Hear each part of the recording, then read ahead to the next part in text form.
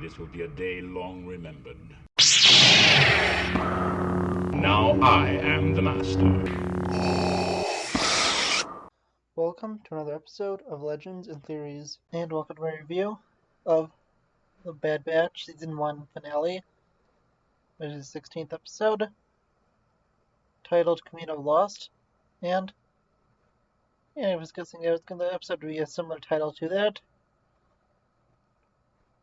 I may have actually even thought of that as the title. I don't know what I was thinking about.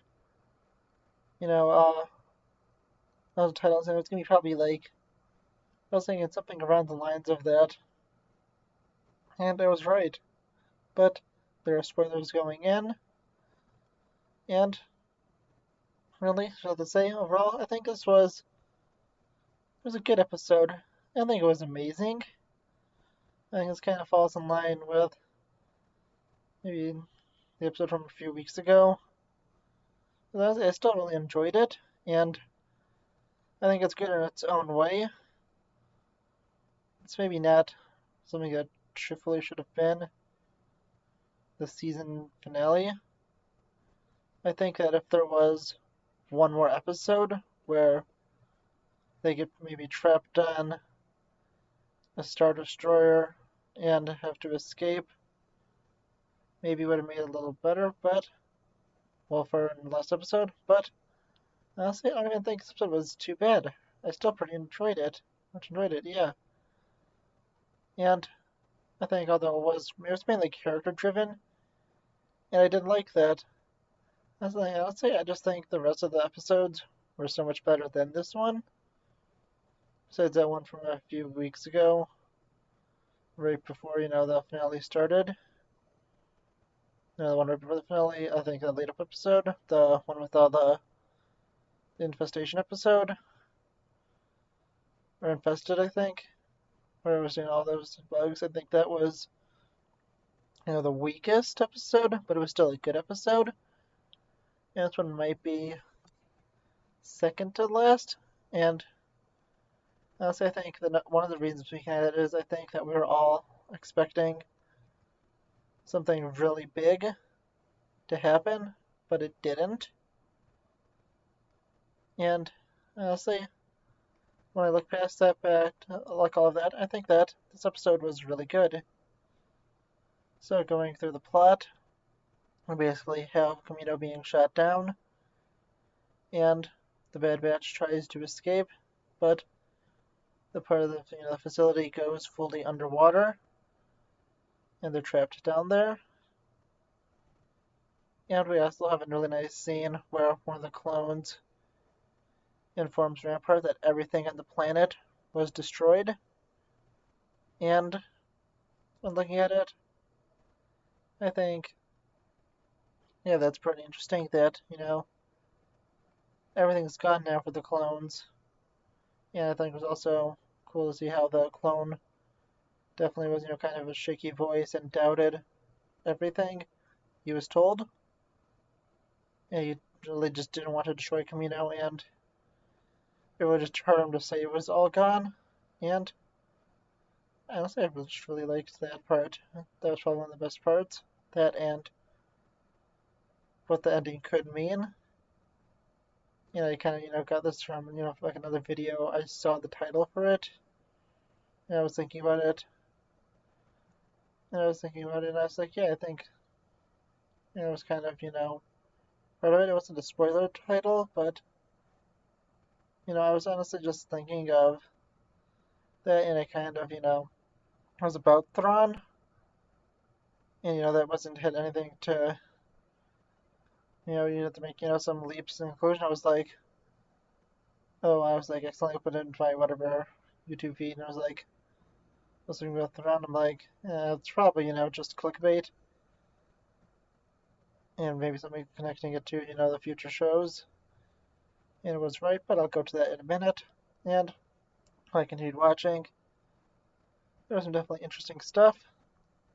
And we continued to go, and the Bad Batch had Omega save Crosshair. And then they continued going to the facility, making it to Nalice's lab, but there the only way out was destroy the tube system to go back to the shuttle, have a marauder, and they thought all hope was lost. So they all launch up in tubes, and Omega nearly dies. Well, twice in this, series of events. The first time is she is pinned down, and the second time she tries to save AZI-3, and she nearly drowns there. But Crosshair does save her, and Crosshair does decide to stay with the Empire, but is still, loyal to, well, I still cares about his brothers, and lets them go. Well, I mean, mainly because I don't think there's anything he could do. I mean, think of it, he's by himself. There's 4, fully enhanced clones that could fight him, and Frisbee easily knock him out, and they have their ship. But I think that it'll be interesting, and he may go and turn on the Empire, especially after he sees how they don't care about them next season, maybe in the future. And he may die sacrificing himself. But I think we definitely saw some of the good parts of him, and that he is not completely evil. But really, when watching this, I really just had, a good time. As I said, it was a good episode. It wasn't amazing, but I thought it was really good. Although maybe the second worst in it. It's not really saying anything, because I think overall the entire show was really good. I'll say I'd have to give, I'd say briefly out of 10 stars, I'd probably give the season a 9 out of 10. But I'm going to be doing a few season reviews soon. And with it, we have a final scene, which I nearly forgot, where, well, I was talking about it earlier, but I almost forgot to mention it here, where, the Monalisa is brought to a cloning facility on a planet with a giant mountain, and there's a facility in it, and this did not look like the mountain facility that was back in episode 14. This definitely was a different one, and that's where the Thrawn thing pops in. And I kind of agree. I did come to the conclusion before I even saw that video that this probably was the planet of Wayland, which was in the Thrawn trilogy.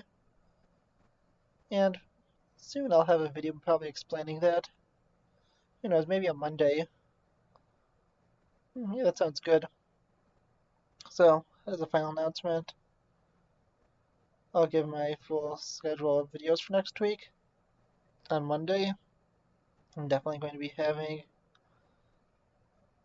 my video explaining maybe some stuff about Wayland, and I don't know, if I get the time, I might record my review and have it release about the other 2 Clone Wars sets. Well, that might be on Monday, another on another day. Maybe I'll do them in the same video. Let me know about that. On Tuesday, I'll have a theory about the Terminator franchise and the original timeline coming out. On Wednesday, I'll have a review, I think, of the What If Captain Carter and the Hydra Stomper set. On Thursday, I'll have my review and recap of Arrow seasons 4 through 8 pre-crisis. I'll probably figure out a better title. Probably it should be Arrow season 4 to pre-crisis. Season 8, I don't know. I'll figure out the title soon. Friday, I think, is when I start doing the Mandalorian reviews for videos, for LEGO sets. And then, I don't think I have anything for Saturday now. So maybe that'll be when the other Lego review comes out, since Disney Plus shows come out on Fridays now? Or Wednesdays now? Oh, I almost forgot, I'll have a Titan Season 3 review on Thursday, and of course Arrowverse, and What If reviews on Wednesday also, with the Lego set review. But yeah, I don't really have too much to say about this episode. I thought it was good, although I think it is the second worst one, as I said before. That's not saying much when all the episodes have been really good. And really, I think I'll see you all in the next episode of Legends and Theories. Thank you for watching this episode of Legends and Theories. Please subscribe, like the video, share the video, leave a comment, check out the video on screen, and may the Force be with you.